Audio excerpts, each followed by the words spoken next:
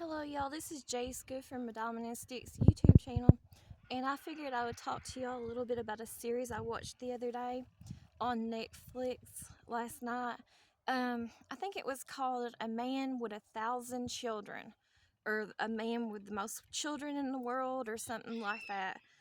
It's kind of like a documentary type series on Netflix, and it's about um, artificial insemination of this man who made all these accounts from sperm bank donors and stuff. He went all over the world, and this really happened.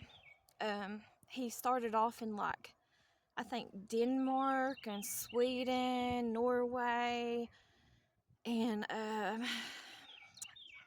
forgot the other names of the place, but pretty much he ended up having children all over the world in different countries. He had some in Australia. He had them in he started off having them in South Africa and Japan. Pretty much every country he tried to populate with his own sperm. And he even had some in Canada and the US and Mexico. And he has a YouTube channel. I don't know if he still has it or not. But he goes by different aliases, names and stuff. He goes by like a name of Jonathan. He goes by the name of Jacob. He goes by, I don't know, all kinds of different names. Like he had one that started with a B, but I can't remember all his names. He would just change his appearance and he would change his name and stuff. But he would always keep like this long, curly looking, like blonde hair with blue eyes. And a lot of the women, whenever they would go pretty much shopping for a sperm donor and stuff in that series and stuff, they were attracted to his looks because where he had the long blonde hair and it was curly and it was thick, and he had the blue eyes and the fair skin, and sometimes he would advertise himself as like a Viking in a lot of countries or whatever, that he had Viking genetics or whatever, so that it would appeal to more women and more females that he was trying to artificially inseminate and stuff. And so, anyways, what happened is, I think in certain countries, how it works is you're allowed to be like on the registry for artificial insemination, but you're supposedly only allowed to have like, I think 25 children for so many years or so many points of time or whatever. But I don't know how often or how that works or nothing, but it does talk about it on the series. And also whenever he goes in or the men go in and they flap themselves or whatever you want to call it and leave their sperm or whatever for the women. They're supposedly only, I think they're only allowed to fill up like 200 test tubes to artificially inseminate or whatever, females or women or whatever. But this guy was going around the world. He was mostly populating, I think, somewhere over in Europe. I forgot where it was. It was somewhere like around Denmark or Norway or somewhere up through there, Holland or somewhere. I'm not really sure, but you can find the series easily on Netflix and stuff. I think it's called The Man with 1,000 Children or something like that. And anyways, what happened is a lot of times these females would go in and obviously they would choose to be lesbians or they were gay or whatever. And so they didn't want a husband or a boyfriend or whatever. But what they would do, but they wanted to have a child, they wanted to become mothers, is they would go to these sperm banks and they would try to get someone to artificially inseminate them or whatever. They was basically like window shopping, kind of like in a catalog online or whatever, different men, and reading their personalities and seeing different pictures of them. And that guy was a very, very popular man when it came to that industry on artificially inseminating women and stuff. and because women were attracted to him because of his long, flowing, curly hair, and he had blue eyes, and a lot of times he would portray himself as a Viking and all this, like a manly type man. And he also would tell people about his YouTube channel, and in all his YouTube videos and stuff, I don't know the name of his YouTube channel, but I think it was one of his names that he went by. He mostly went by Jonathan, though, and I don't remember his last name or nothing. But anyways, and I don't know what year this happened in or whatever, but I'm assuming it was like in the 2000s or something. But anyways, he made his YouTube channel. Obviously, it had to be whenever YouTube came out. So anyways, he made his YouTube channel, and all these women, he would tell these women about his YouTube channel, and that would just get them more interested, because always in his YouTube videos and his YouTube channel and stuff, he was always traveling the world, and he would speak different languages, and he was just coming off as a real interesting character, because where he could speak different languages, and he was always traveling and just eating different foods, going to nice places, and he was just a real adventurous type person, and he would show himself like out in the woods, kind of like doing manly type stuff, like cutting wood and different things like that, trying to portray himself as like a healthy, hearty man, like a man's man or whatever, And then he would always he would talk about, he was like a teacher too, or an ex-teacher, so he would talk about education, and he would portray himself as very smart and just able to learn all, and he was interested in learning as much as he could when it came to knowledge and stuff, and learning different things or whatever. So a lot of women was very attracted to him too, on just the way, not just his looks and his physique, but also the way he portrayed himself on his YouTube channel, because he came off as educated and smart, and he was real like charismatic and real outgoing, like he could really hold down a conversation, and he made sense, and he could carry on a conversation or whatever. And so a lot of females was attracted to him too because of that. They thought he was very intelligent and stuff, and they obviously wanted the best for their children, and they wanted their children to look good and be smart and intelligent and be attractive and stuff like that. So anyways, what ended up happening after so many years or whatever, this went on for a long period of time, and they didn't know that, because anytime the females were interested in him, he would eventually like message them, or they would reach out to him, and he would either come to them in person, or at the sperm banks or whatever, he would like give them their sperm there. But he was also doing it on the side and stuff. He was also like pretty much trafficking his sperm count in his own little sperm banks and stuff. But they didn't know that or nothing. Looks like there's a heart in that cloud up there. I don't know if y'all can see it or not. Looks like a heart to me. But anyways, and there's a train getting ready to come, so looks like a heart to me up there. But anyways, I'll try to talk a little bit louder when that train comes by. So they didn't know that he was doing that. They always some of them kind of wondered why he was doing like the YouTube, and like why he was always traveling and stuff. And I guess some of the females, and they weren't all lesbians or gay or bisexual or nothing like that, just a lot of them were, obviously because they wanted to have children. I think the train's going to come from that end. They wanted to have children and stuff.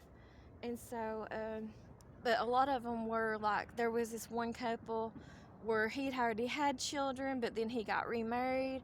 And before he got remarried and divorced from his ex-wife and stuff, he'd already had a vasectomy, and so he wasn't able to have children no more. And so that's the reason why his wife or whatever ended up, there comes the train. That's the reason why his wife and stuff wanted to get artificially inseminated and stuff. wait for the train to go by so y'all can hear me. It looks like it's going by with an empty cart. There ain't no cow in those carts or nothing. I don't even think the carts are actually in that train for the cow or nothing. It don't look like.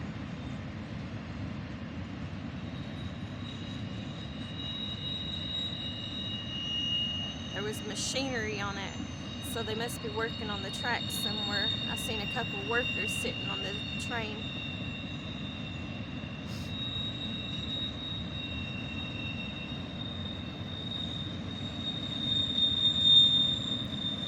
I'm sitting outside here for a few minutes. I see the end of the train coming, but I'm sitting outside here for a few minutes and stuff to do my videos for today for you guys here on YouTube. But it's actually kind of chilly out here. It's a little bit breezy, not real breezy, but it is kind of cold feeling like. And I'm actually out here in my nightgown and flip-flops. But I mean, the sky is gorgeous and beautiful, the way skies are supposed to look and stuff as far as that goes. But anyways, back to that guy that had 1,000 kids or whatever. A lot of times what would happen was, like I said, with that one couple, the husband couldn't get the woman pregnant no more, so that's why she reached out to a sperm bank or whatever to get artificially inseminated to get pregnant or whatever. And then a lot of times too, that guy was going around, but they didn't know that he was reaching out to people on other sites. I mean, he was like the main one around the world that was doing this. He was the most sought after guy and stuff at that time too, when it come to that industry and stuff.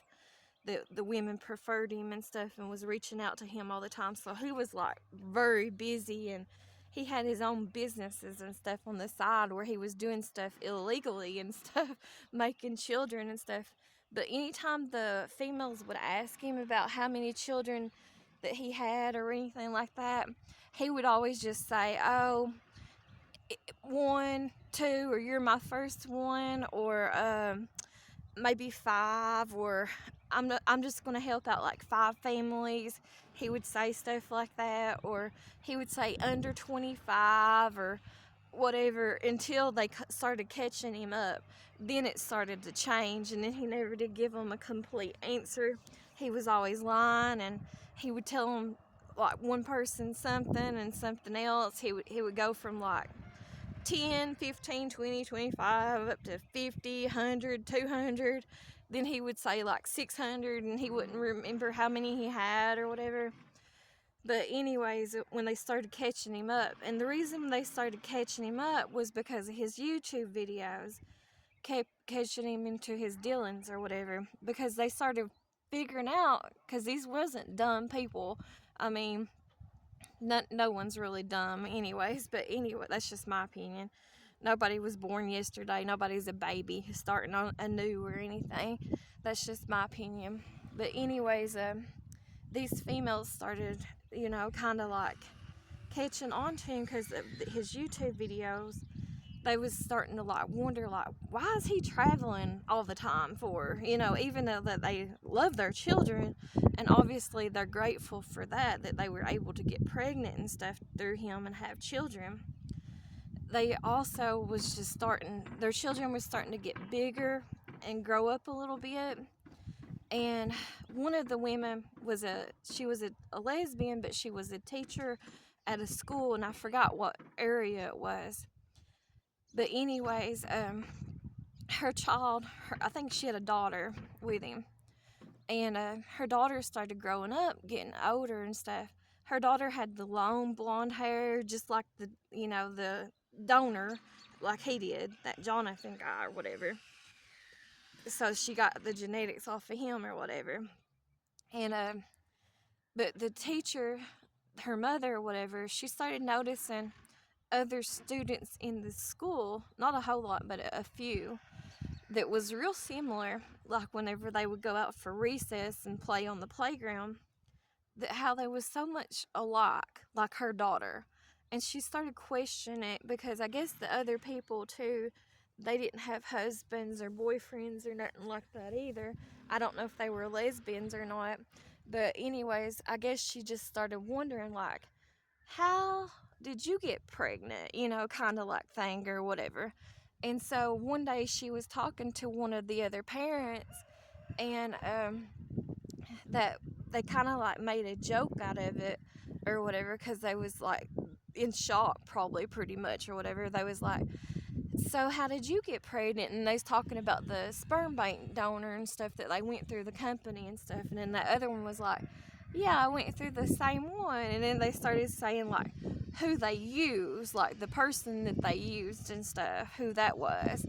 And then they just kind of was in shock or whatever, I'm sure. And they was like, yeah, I used the same one. And so they was like, oh, one of those kind of moments or whatever. And that so come to find out, the other woman, so there was like 2 or 3 of them, I think, in that area, wherever that woman lived at. And then one of them, she worked with them or whatever. And then another one, she was like distantly kin to or something. It was like one of her cousins or something that was distantly kin to her. And they actually had went through the same donor and the same sperm bank and all that too. So it was just it was a real interesting, and I found it interesting, and it was a real wild story. But then they started finding out, like, hey, the reason why he has that YouTube channel and he's showing all these videos of him like going off in all these other countries and stuff, they started realizing he's doing it to the side, like he's lying and stuff. He's doing his own little sperm bank and stuff to the side. And one of the other females that he'd gotten pregnant and stuff, she was whenever he came to her house, like personally to get her pregnant and everything, he asked it, and he did that for a couple women that was interviewed. But anyways, he asked her if she wanted to do it the natural way, and she did. So, and she instantly got pregnant too. So they did it naturally, and he did that with a few people that they interviewed or whatever. He refused to be interviewed or whatever in that series, but docu-series or whatever. That wind is cold. I am freezing now.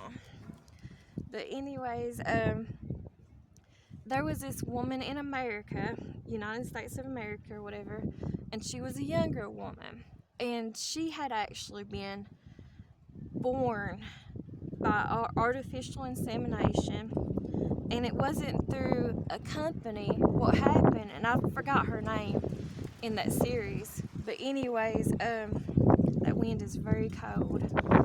But what had happened in that series and stuff is the sperm bank in the United States, and I forgot the name of it,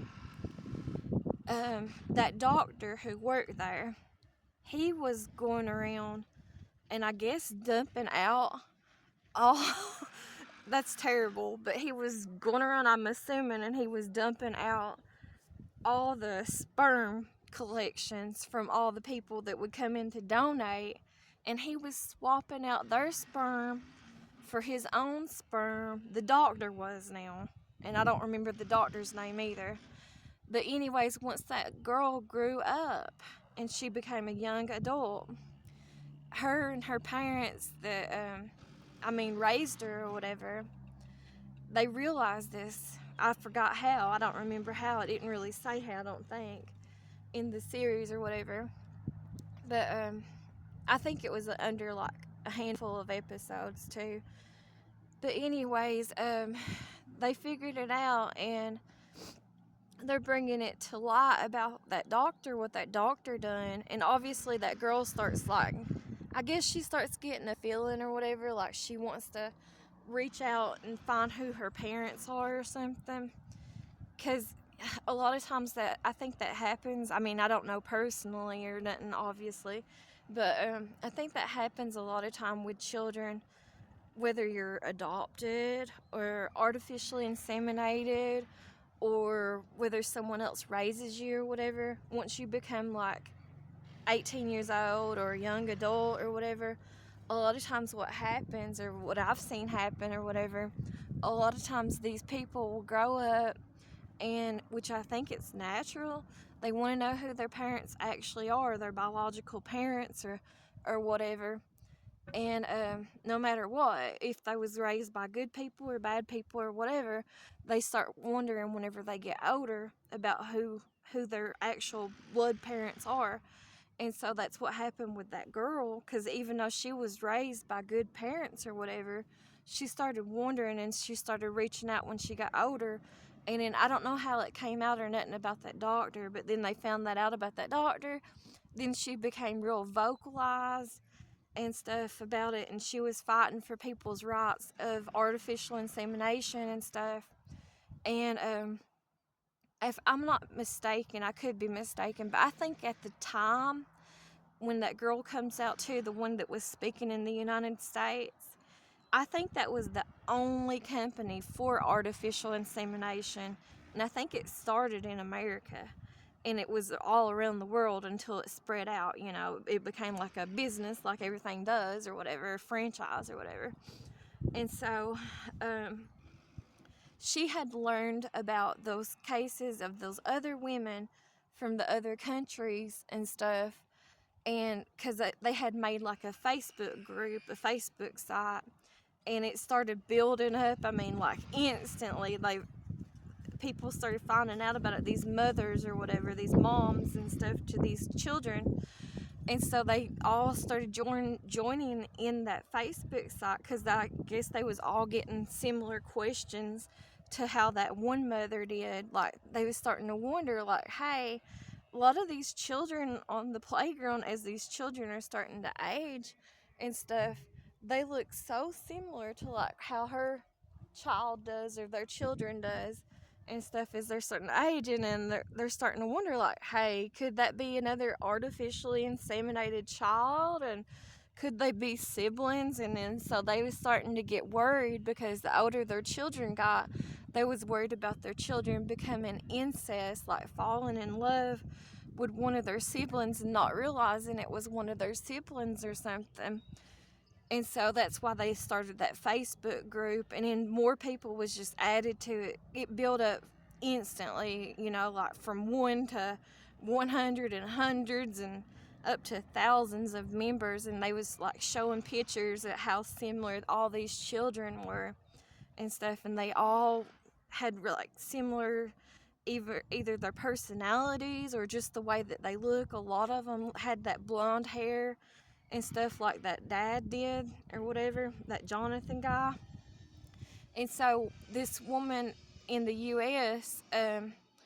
Who started fighting cases like that young woman who had been artificially inseminated herself or whatever, she got wind of it or word of it or whatever, and so she was real interested in it, and so she reached out to some of the other females across the seas in other countries that had been artificially inseminated by that man, and they was trying their best to, like, you know, get him in trouble, make him pay for what he's did. They wanted him to stop. They wanted him to stop reproducing, and they realized that it was just like an addiction for him, and he wasn't going to stop.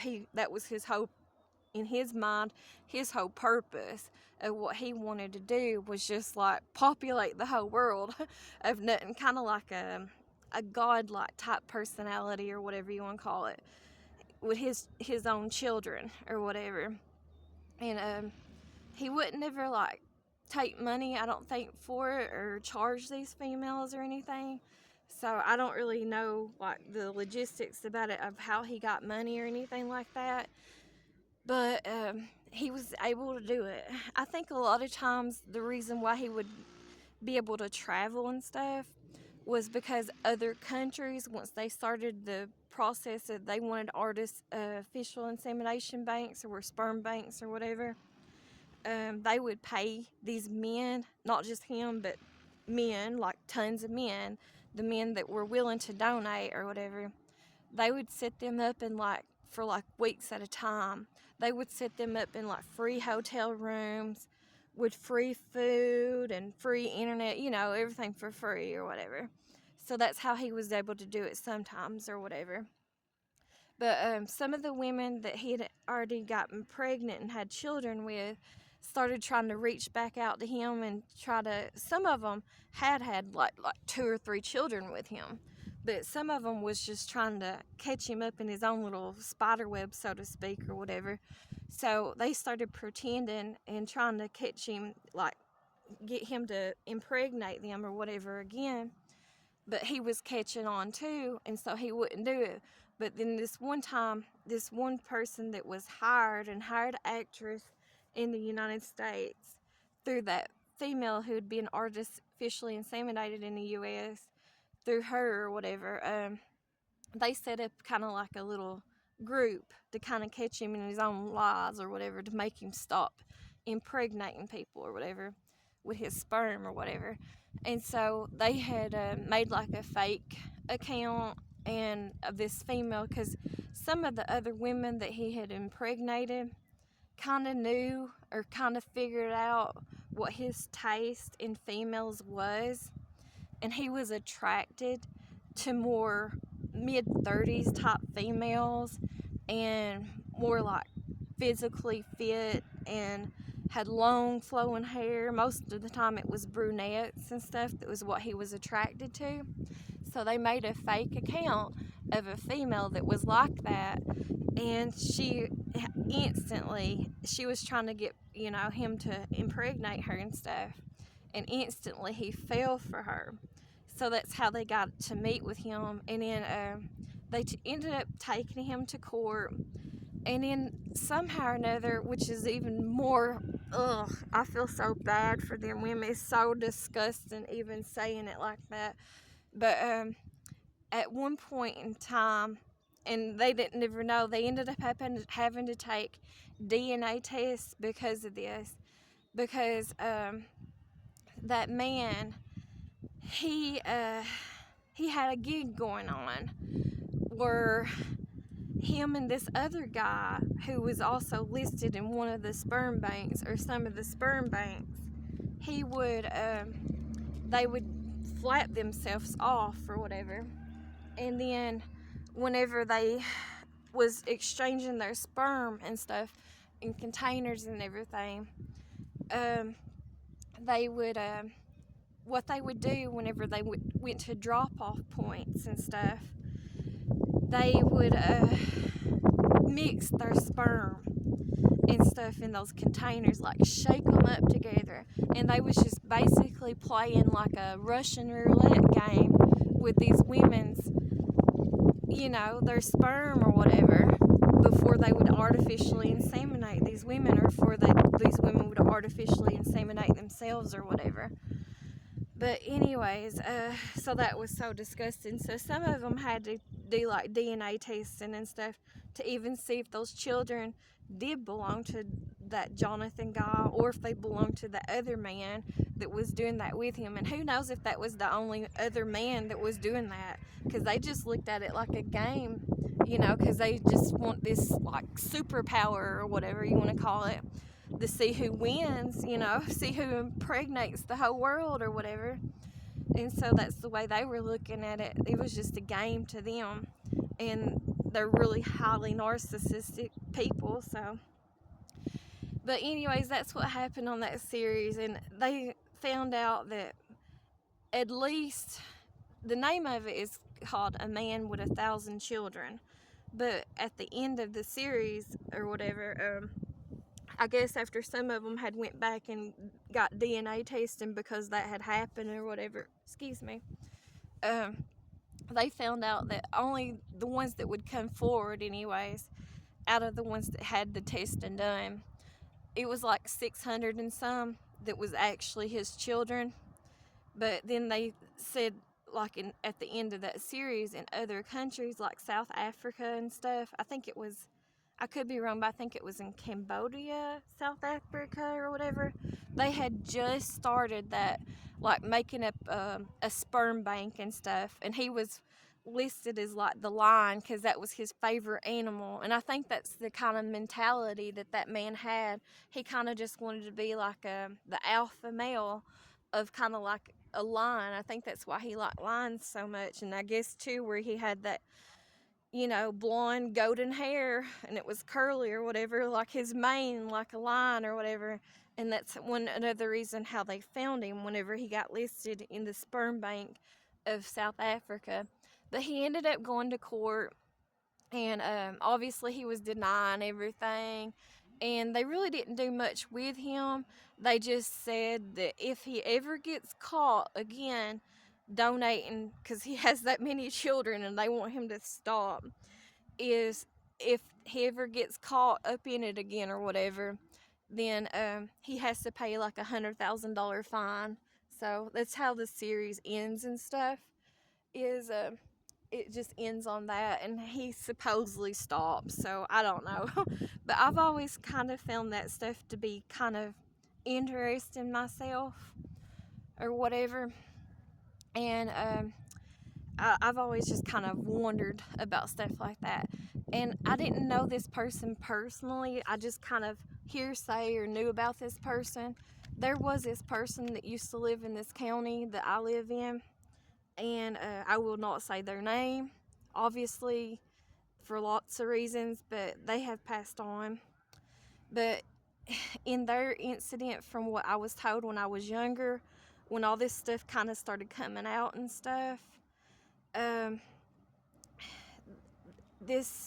I don't think it was with the same person. I think it was with a totally different person, because there's probably hundreds of millions of men that does that kind of stuff, that donates to them sperm banks or whatever.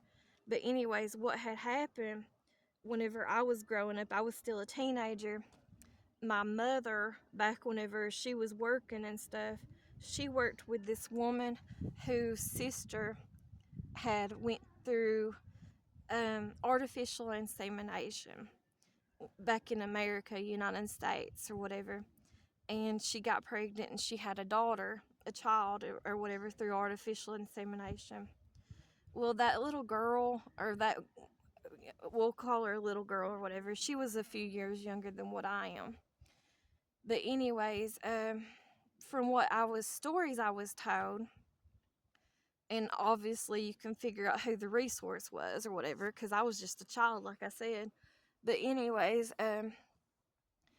what stories I always overheard or was told or was around or whatever, that girl always, when she was alive, she always was a misbehaving, and I'm not saying it to be mean to her or whatever. I didn't really know her, I just heard stories about her or whatever. But she was always a real misbehaving child. And I'm not saying it because of her looks or nothing. I mean, I have no rights to talk about nobody's looks or nothing like that. But she wasn't like, she was okay. She wasn't like Holly, sought after, which, I mean, that could have played on her mother's genetics or whatever, that artificially had her inseminated or whatever. But anyways, she wasn't a very overly attractive person or anything like that. And anyways, so, and she always had this kind of a bad personality and stuff, is what I always understood about her and stuff, Like I said, she was probably about 5 years or so younger than me. And I don't know who her artificial insemination person was. I don't know who her father or her dad was or anything like that. I have no clue or nothing. I'd say there's not that many people who knows that information. But it's untelling, because it come through a sperm bank, a sperm donor or whatever. And anyways, I always heard stories about when she got to be a teenager, about how rebellious she was, how wild she was, just how mean she was. And I always heard stories about, as she got a little bit older as a teenager, she just always, I don't think she ever, like, for I don't know what reason. I don't know if something happened in that family or what, because I know sometimes that's what causes situations and stuff like that. But I don't, and then sometimes it's just personal choice.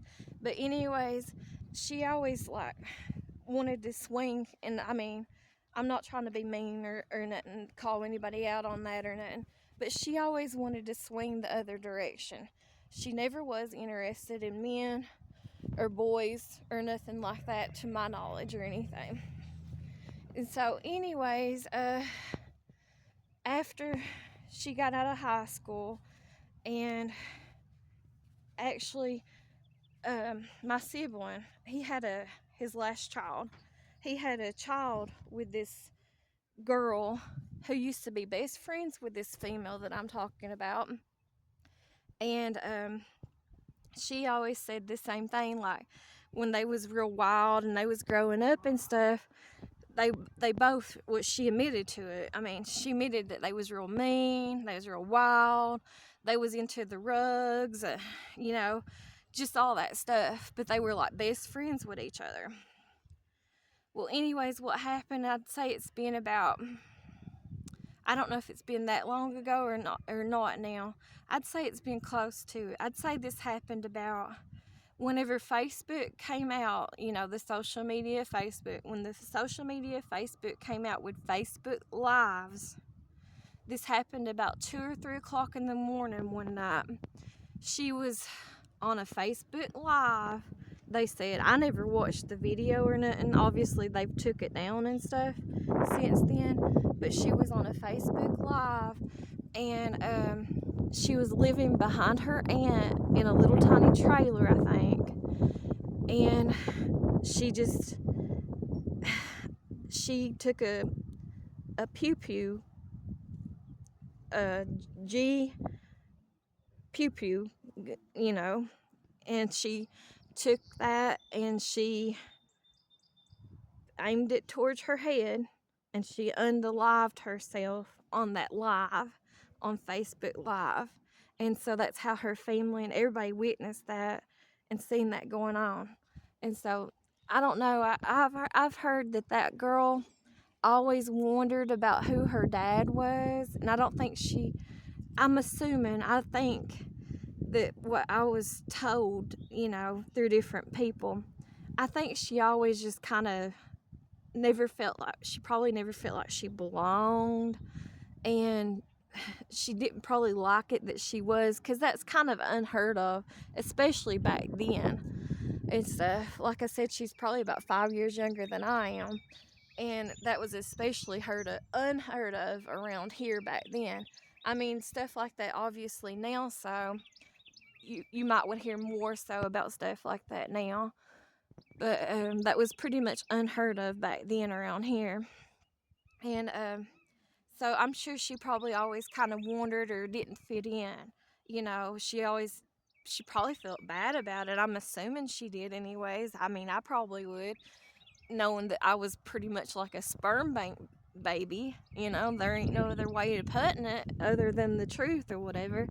And that's what she was a sperm bank baby. And so, and then too, what I've witnessed, not the sister that my mother used to work with. I always liked that woman. But her aunt, I didn't know much about her aunt. Now, don't get me wrong. I didn't know much about her, which that was her mother. It was the sister that my mother used to work with. It was her sister, so never mind. It wouldn't be her aunt. It would have been her mother. Anyways, her mother always came off. I always liked her aunt, the one that my mother worked with. But her sister, the one that is her mother, on the other hand, the one who went through the sperm bank donor or whatever, I always just thought that woman, I was never around her a whole lot, and I'm a whole lot younger than they are. So obviously I had no business in talking to them or having relationships with them or anything. But anyways, that woman that is her mother, I've always just kind of thought that woman, and I'm not trying to be mean over her looks or nothing like that. I have no right to judge or talk about nobody's looks or nothing like that. But that woman was no beauty queen. And she was barely, I wouldn't even call her attractive. And the same thing with her daughter. Now what would have been her aunt, the woman that my mother worked with, I thought that woman was a very beautiful person on the outside and stuff. But they were kind of opposites from each other in ways when it comes to the looks department.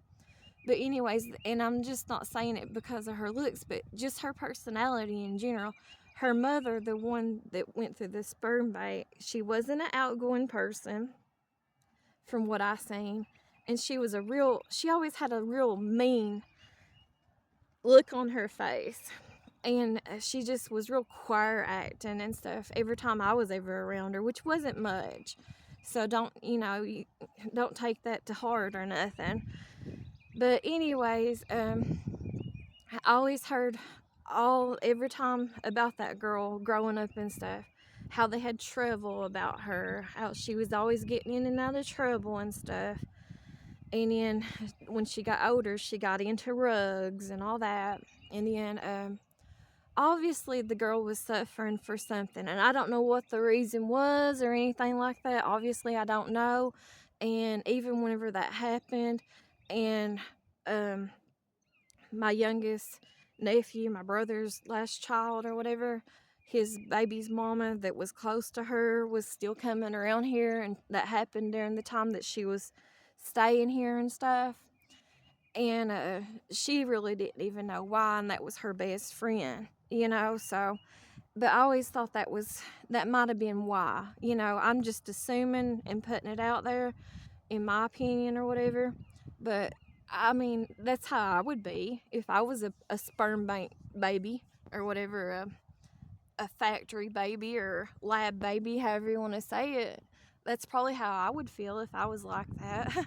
And I think in general, people, whether they're adopted out, whether someone else besides their biological parents, even if their biological parents are pieces of crap or whatever, it seems like to me, from what I've witnessed throughout my life, that children always, when they get older, no matter if they're raised from good people or bad people, they always want to reach out when they get old enough to whoever their biological parents is. They want to figure it out who they are, and they want to reach out to them. But I don't know. And I don't know if it was something else why she did that to herself, but she did that whenever that Facebook Live stuff first came out, and she unalived herself with a big old pew-pew on camera. So, but that's the only incident I know of around here locally to me, or ever heard of. A lot of people are hush-hush, like how it's always been and stuff. Living around here in a small place, a lot of things is going to be hush-hush. A lot of people don't want to open their mouth because of fear and different reasons, and backlash with society and stuff like that. So, anyways, I just found that TV series interesting, and I would recommend you to watch it if you're into something like that. And that's my only, I guess you could say, real life experience when it comes to stuff like that. And that's just hearsay, and that's just from stuff like that. But I always thought that was real sad when that girl did that to herself. I mean, you always, no matter what the situation is with any of that stuff, when a person decides to unalive themselves, and I have other suicide stories of other people, but anyways, I think you always kind of just like wonder. I know I always do. I always just kind of wonder, like, why or whatever. But anyways, but I think that's probably what was part of it. Even if it was just a teeny tiny little bit of it, I'd say that's what was part of it. If y'all look up there at that cloud, that looks like a bird to me. That big one right there. But I don't know. I'm always looking at clouds and seeing what they look like to me. Kind of object or thing. But I'll get off of here. The name of that series is on Netflix. It's called A Man with 1,000 Children. And I would recommend you to watch it. And that's just my opinion on it, Now it looks like an eagle up there, that cloud does. Or I think it does. But I'll get off of here and talk to y'all later. And I appreciate those of you who watch me and support my channel and support me and my daughters. And I'll talk to y'all later. Thanks for watching. Bye-bye.